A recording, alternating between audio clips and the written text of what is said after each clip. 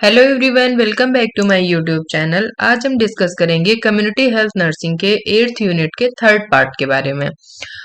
हमारा टॉपिक है समुदाय का सर्वेक्षण यानी कम्युनिटी सर्वे। समुदाय का सर्वेक्षण क्या होता है? सामुदायिक सर्वेक्षण सामाजिक अनुसंधान की इकाई है। समुदाय का अध्ययन हेतु किया जाने वाला सर्वेक्षण सामुदायिक सर्वेक्षण कहलाता है। सामुदायिक सर्वेक्षण के अंतर्गत घर घर जाकर सर्वे करना यानी कि जानकारी प्राप्त करना इसकी सबसे उपयुक्त तकनीकी है। इस प्रकार के सर्वेक्षण अलग उद्देश्यों व जानकारी लेने हेतु किए जाते हैं, जिसमें आंकड़े एकत्रित किए जाते हैं। समुदाय सर्वेक्षण में नगरीय समुदाय व ग्रामीण समुदायों का अध्ययन किया जाता है, जिसके विषय में गरीबी, रोजगार, अशिक्षा, जातिवाद, शराबखोर, वेश्यावृत्ति, जुआखोर इत्यादि।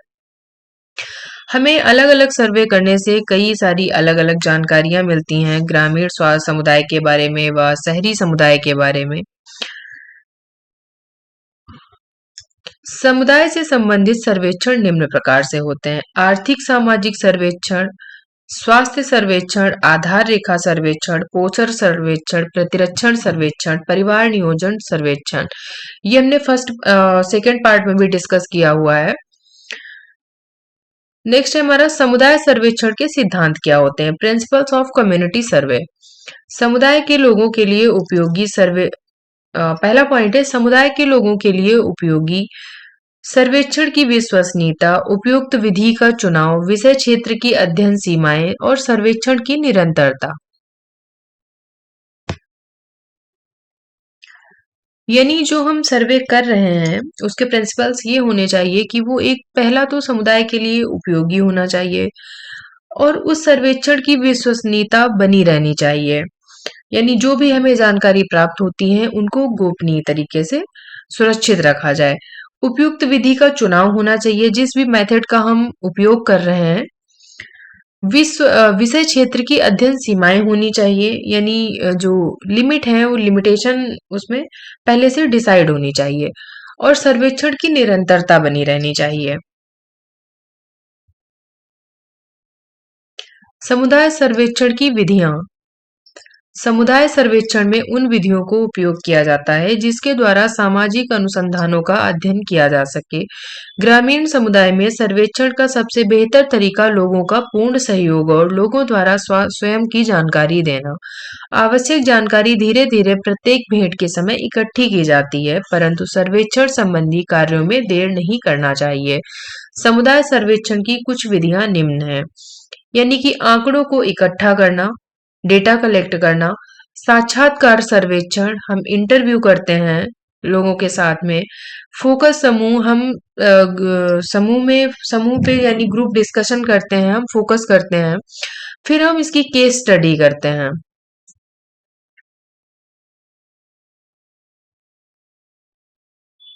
नेक्स्ट है केंद्रित समूह चर्चा।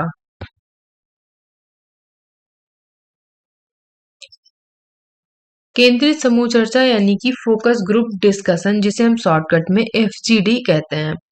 वर्तमान समय में स्वास्थ्य सर्वेक्षण में फोकस समूह चर्चा एफजीडी विधि का प्रचलन बहुत ही बढ़ रहा है। फोकस समूह चर्चा में एक समान व्यक्तियों अथवा अनुभव वाले व्यक्तियों जैसे माता, दाई या विवाहित युवक को एक साथ बैठाकर समूह चर्चा की जाती है।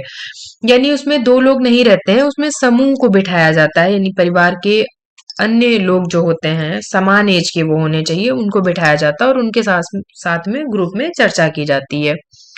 इसके अंतर्गत किसी विशेष विषय पर केंद्र या फोकस किया जाता है, अतः इसे फोकस समूह चर्चा कहते हैं, जिसमें हम किसी पर्टिकुलर एक पॉइंट पर ही फोकस करते हैं।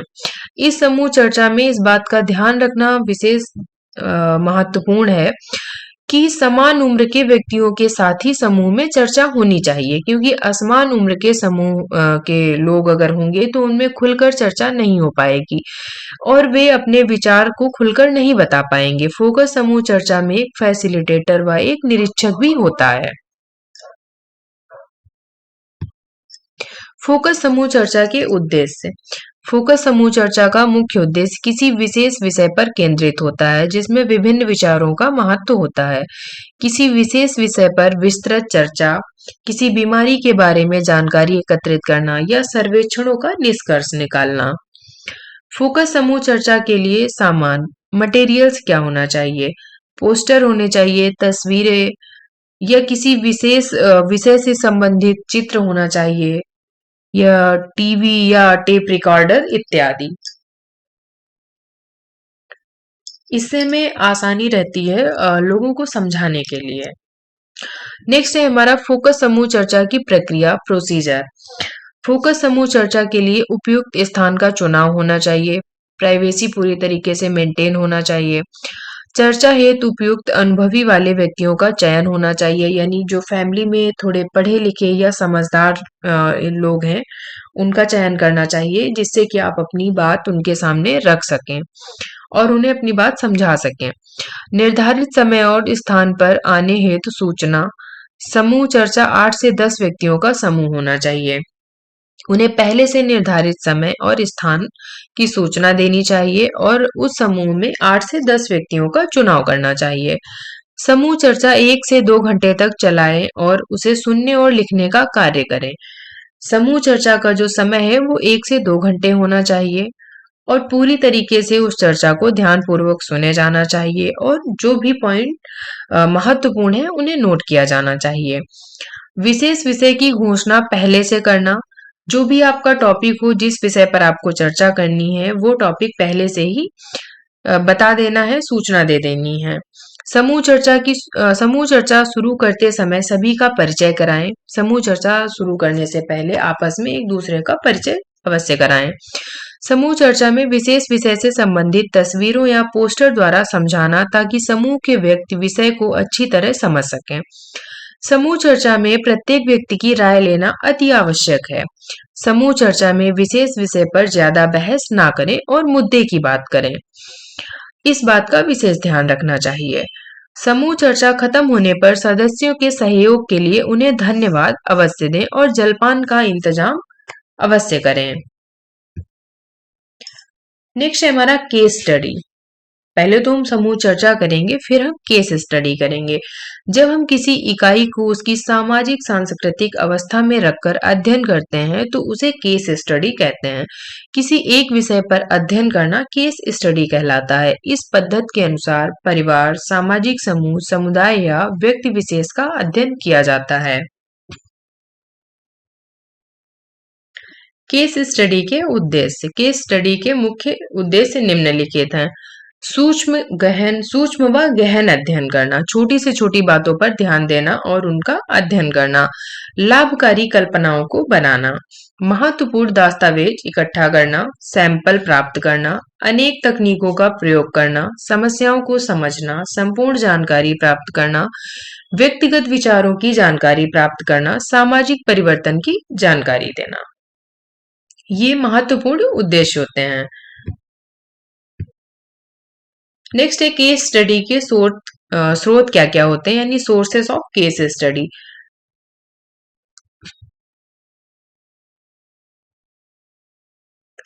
तो पहला है हमारा साक्षात्कार यानी कि इंटरव्यू के द्वारा हम जानकारी प्राप्त कर सकते हैं और केस स्टडी कर सकते हैं। प्रश्नावली, प्रश्न पूछकर हम उनका उत्तर प्राप्त करके हम केस स्टडी कर सकते हैं, या मौखिक रूप से प्रश्न पूछकर हम कर सकते हैं, या पत्र या दस्तावेज के थ्रू हम केस स्टडी कर सकते हैं, व्यक्तिगत डायरी से कर सकते हैं, सरकारी या गैर सरकारी संस्था द्वारा अध्ययन भी किया जा सकता है। केस स्टडी की प्रक्रिया प्रोसीजर ऑफ केस स्टडी। समस्या को स्पष्ट रूप से व सरल भाषा में परिभाषित करना, लिखित व मौखिक दोनों साधनों का चयन करना, समस्याओं को एक निश्चित समय में परिवर्तन करना, समुदाय की किसी विशेष समस्या के प्रति जागरूकता फैलाना, कारकों की प्रभावशीलता पता करना और निष्कर्ष निकालना। ये प्रोसीजर है। कार्यशाली सहभागी क्रिया PLA यानी पार्टिसिपेटरी लर्निंग फॉर एक्शन। स्वास्थ्य प्रोग्रामों को सफल बनाने हेतु सामुदायिक सहभागिता की आवश्यकता होती है। किसी भी प्रोग्राम को अगर हमें सफल बनाना है तो उसके लिए हमें समुदाय के लोगों की सहभागिता की आवश्यकता होती है, क्योंकि किसी भी कार्य को अकेले नहीं किया जा सकता। इसके लिए वहाँ के जो लोकल के लोग हैं उनका पार्टिसिपेशन बहुत ही ज़रूरी होता है। इसके लिए समुदाय के लोगों की जानकारी भी होनी चाहिए, जिससे वह स्वयं अपनी स्वास्थ्य समस्याओं को पहचान सकें। ये पीएलए का मुख्य उद्देश्य समाज की समस्याएं और जरूरतों को जानने के लिए समाज के लोगों की भागीदारी जरूरी है। भागीदारी से मेलजोल बढ़ता है और वे एक दूसरे से अपनी समस्या की चर्चा करते हैं तथा समाज की सभी समस्याएं पता चलती हैं। पीएलए की यह मुख्य विशेषता है।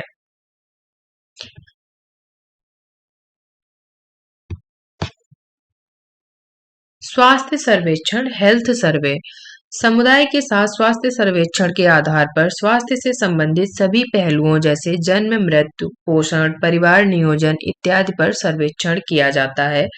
सर्वेक्षण संपूर्ण जनसंख्या का हो सकता है, यह नमूनात्मक जनसंख्या का भी हो सकता है। हेल्थ सर्वे में ये सारी चीजें आ जाती हैं, जैसे जन्म मृत्यु के सर्वे, पोषण, परिवार नियोजन, ये सभी सर्वेक्षण जो है हेल्थ सर्वे के अंदर ही होते हैं।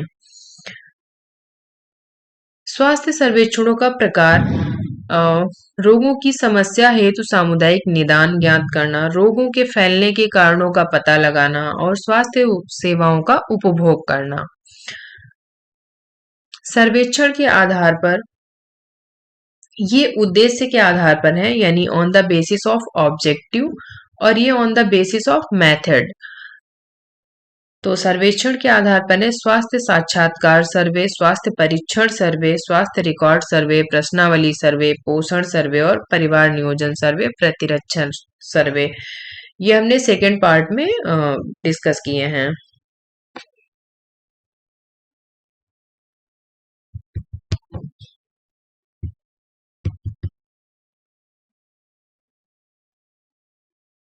तथ्यों की जांच, एनालिसिस ऑफ डेटा।